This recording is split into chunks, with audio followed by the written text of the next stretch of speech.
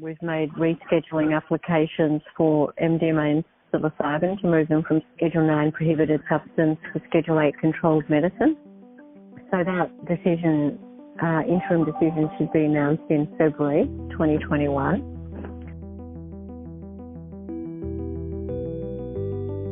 If the rescheduling, is approved, then actually we will be the first country in the world to do that.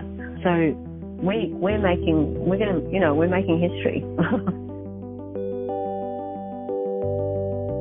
Hi there, and welcome to the podcast. Today we'll be talking to Tanya de Jong, who is the founder of Mind Medicine Australia, about psychedelic therapies in the mental health space.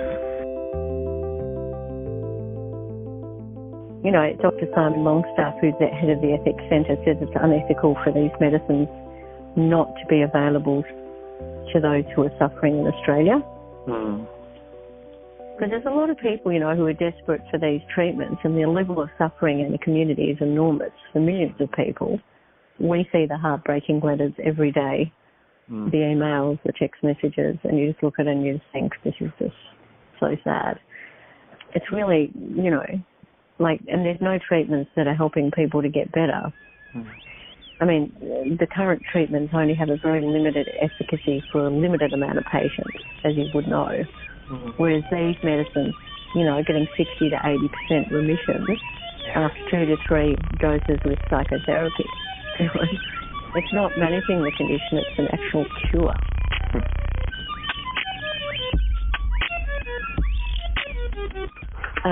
We've launched the first ever certificate in psychedelic-assisted therapy in the Southern Hemisphere.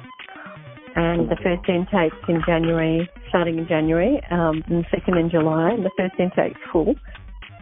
We also are seeing a number of approvals coming through the SASB scheme, which enables practitioners to apply for patients who are treatment resistant, and on a case-by-case basis. So they're patients who've tried everything, and this is sort of like a last resort for many of them, and we've seen a number of those approvals come through as well. Are you facing any backlash? We expected a lot more, so we haven't really had that much pushback. Most people, once we explain the science and the trial results and so on, they're just like, wow, how can I get this to my patients? Or in the case of politicians, how can I help my constituents? So it's pretty amazing. I think if people can actually, access these medicines in a legitimate way and be supported through the process, then they won't go to black market. So how exciting if we could potentially lead the way. How exciting would that be?